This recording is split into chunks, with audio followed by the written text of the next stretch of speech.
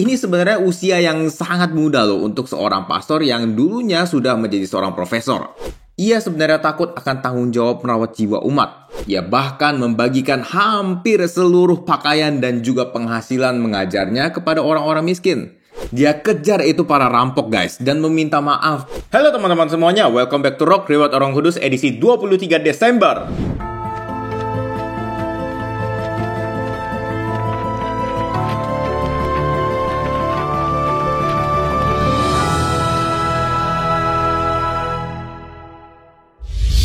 Hari ini kita akan membahas riwayat dari Santo Yohanes dari Kanti, pelindung Polandia. Sebelum kita mulai, silakan share dulu video ini supaya semakin banyak orang dapat hidup kudus lewat teladan para santo santa. Oke, tanpa berlama-lama lagi, mari kita mulai. Cerita bermula di sebuah desa kecil bernama Kenti sekitar akhir abad ke-14. Hiduplah seorang anak desa bernama Yohanes Cantius. Kesederhanaan hidup sejak kecil membuatnya tumbuh menjadi remaja yang rajin belajar guys. Ya mungkin karena uang juga terbatas, jadi sebisa mungkin pendidikan itu harus dimaksimalkan supaya nggak ada pelajaran yang ngulang.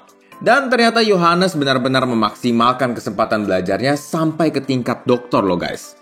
Ia lulus dari Universitas Jagiellonian di Krakow dan menjadi profesor bidang filsafat di umurnya yang baru 27 tahun. Kecerdasannya ini ia baktikan pada dunia pendidikan. Namun ternyata nggak lama setelah itu, ia memilih untuk masuk seminari karena terpanggil untuk menjadi seorang pastor atau imam. Profesor kelahiran 1390 ini lalu menyelesaikan studi teologinya dan menjadi pastor di umurnya yang baru 34 tahun. Ini sebenarnya usia yang sangat muda loh untuk seorang pastor yang dulunya sudah menjadi seorang profesor.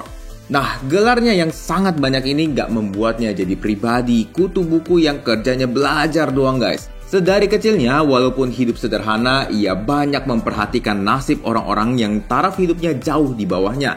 Dan ini ia lakukan terus sampai ia menjadi pastor. Namun, setiap kebaikan yang dibuat pasti ada aja yang gak suka ya. Begitu juga dengan Romo Yohanes. Rekan-rekan imamnya ternyata banyak yang iri hati atas seluruh keberhasilan Romo. Sehingga mereka berusaha untuk membuatnya pindah ke suatu paroki terpencil guys. Usaha mereka ini akhirnya berhasil dan Romo harus pindah menjadi seorang pastor paroki di Olkus. Ia sebenarnya takut akan tanggung jawab merawat jiwa umat. Kalau bisa memilih, dia akan lebih memilih berkarya di bidang akademik daripada pastoral.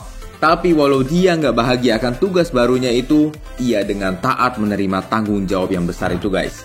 Perlahan ia beradaptasi dan berjuang melawan rasa takut itu.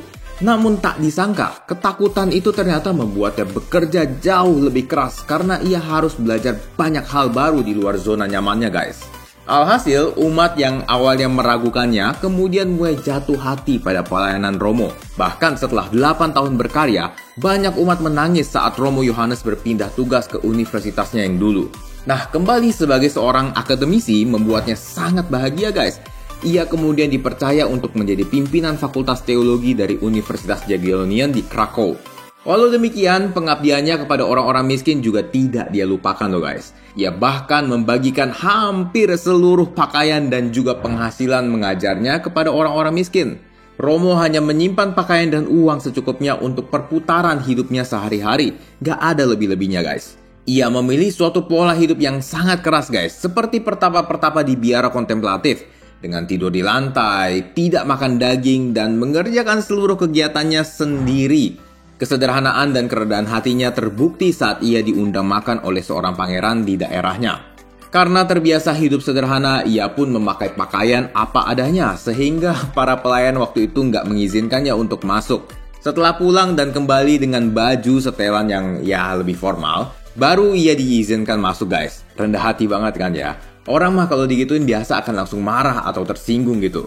Nah, belum selesai. Tanpa sengaja, ada seorang pelayan menjatuhkan makanan pada bajunya itu. Tapi bukannya marah, ia membalasnya dengan sebuah candaan. Gak apa-apa, biarin aja jubahku ini dapat makanan. Karena tanpa dia, aku gak bisa berada di sini loh. Agak kocak ya. Nah, rahasia hidup sederhana baginya adalah dengan menganggap diri sendiri hanyalah seorang peziarah di bumi. Dengan menganggap hidup adalah sebuah peziarahan, maka ketakutan ini dan itu tidak akan menghinggapinya guys. Ia secara total mengabdikan hidupnya untuk Tuhan dan sesama.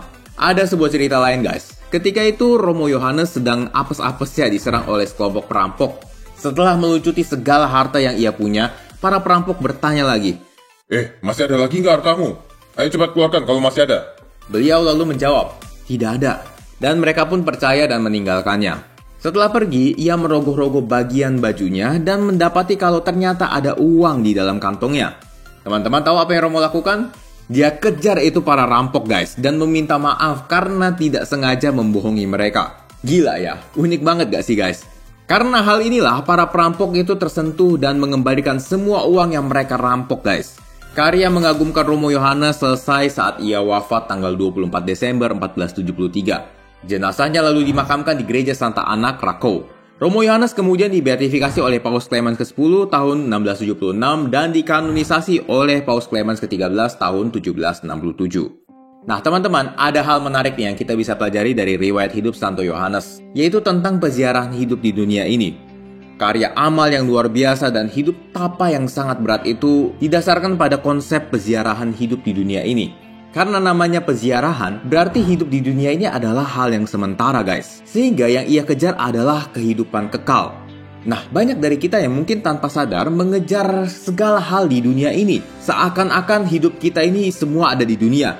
Misalnya kita mengejar kekayaan, mengejar kepintaran, mengejar gelar, kehormatan, jabatan, dan lain-lain. Kita sering lupa kalau kita sebenarnya punya kehidupan yang lain di dunia ini. Kehidupan setelah kematian kita. Nah, Tuhan Yesus sendiri berpesan supaya kita jangan mengumpulkan harta di dunia ini, melainkan kumpulkanlah harta di surga, karena ngengat dan karat tidak akan merusakkannya. Kalau nggak ngumpulin harta kayak gitu, gimana kita hidupnya ya?